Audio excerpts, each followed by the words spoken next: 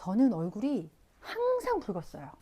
그래서 주변에서 야, 너 술 먹었냐? 코가 왜 이렇게 빨개? 볼 터치했어? 이 막 농담처럼 던지는데 엄청 스트레스더라고요. 이게 별거 아닌 것 같지만 당사자한테는 엄청난 거거든요. 이 지속이 되니까 이 방법을 찾아야 되는데 피부과에 가서 상담을 받으면 홍조 레이저 해라, 모세혈관 확장증이다 이렇게 얘기를 하니까 패키지에 너무 비싸기도 하고 또 피부가 예민하니까 자극할 것 같기도 하고 좀 겁나잖아요. 꼭 이것만이 해결책이 아니에요. 제가 피부과에 재직하면서 안면 홍조를 앓게 되면서 얻은 여러 가지 노하우들을 좀 정리해 봤거든요. 제가 피부과에 있으면서 홍조 때문에 오시는 분들이 많은데 한 6개월 이상 관리를 해도 지속적으로 좋아지는 효과는 한계가 있다는 거죠. 염증성 원인 때문에 시작을 한 거는 혈관 자체의 문제가 아닐 수도 있거든요. 피부 안에 어떤 면역 반응이 조금 안 좋은 방향으로 흘러가기 때문에 혈관이 쓸데없이 확장할 수가 있어요. 혈관을 없애도 혈관이 또 자라나는 거예요. 그럼 또 재발이고요. 흔히들 주사 피부염,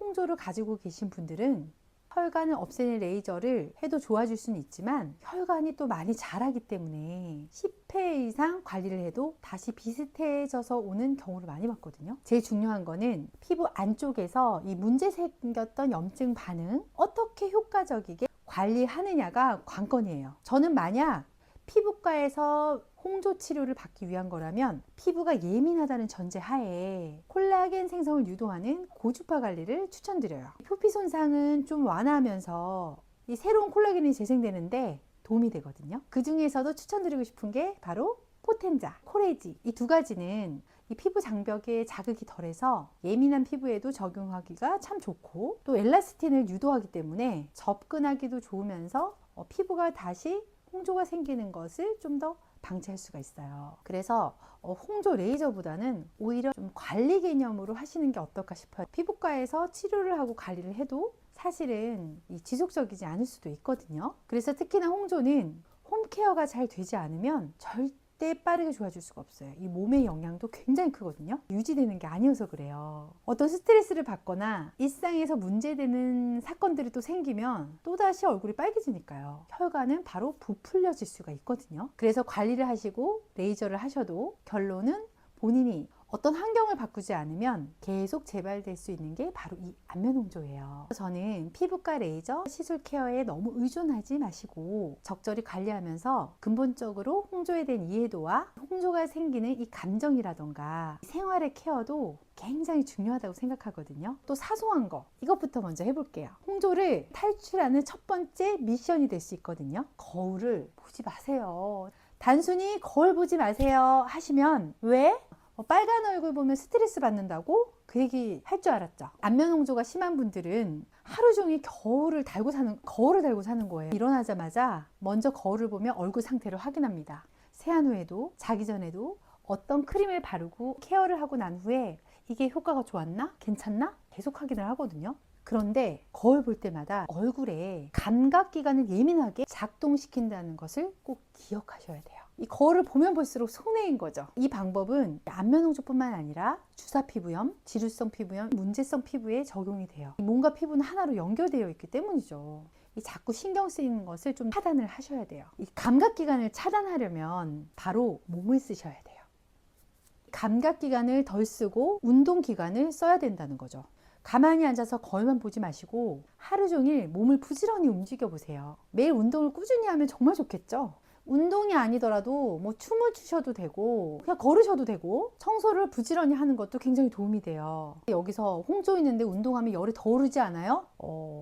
열이 오를 수밖에 없죠. 이걸 핑계로 나는 운동과 안 맞다 핑계 아닌 핑계를 대시는 분들이 있거든요. 하지만 꾸준히 지속하다 보면 이 혈액순환이 원활해져서 열이 아래로 내려가게 돼요. 그래도 혹여나 심하게 열감이 오른다거나 주체를 못 하시면 운동의 강도나 시간을 좀 줄이시면서 천천히 올라가시면 되거든요. 저도 처음에는 열이 오르고 홍조가 올라서 운동을 전혀 못 했는데 하다 보니까 이젠 열이 전혀 안 나요. 그래서 처음 한두 달은 이 운동을 해야 되나 말아야 되나 엄청나게 고민했어요.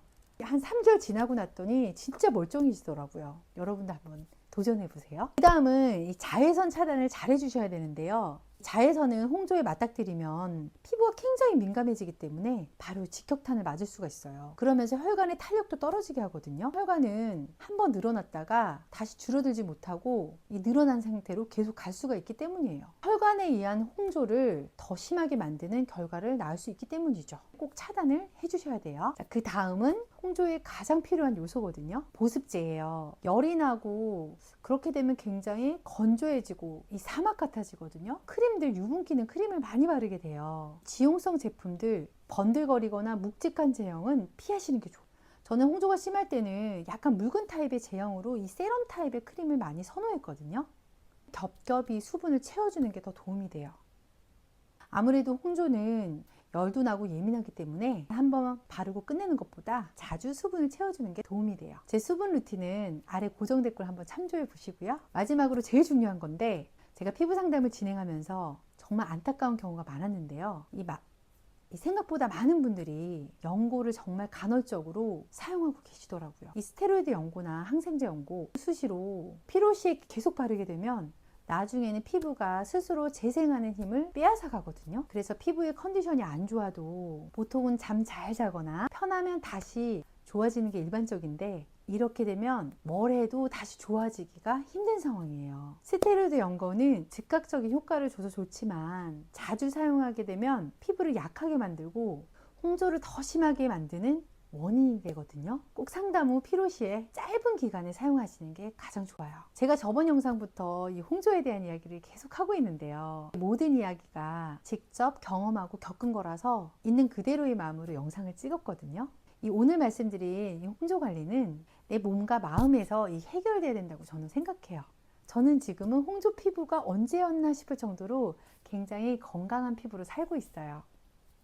여러분들도 제 경험과 함께 피부가 좋아지려면 구독과 좋아요 눌러주셔야지 계속 보실 수 있겠죠? 다음에 또 만나요.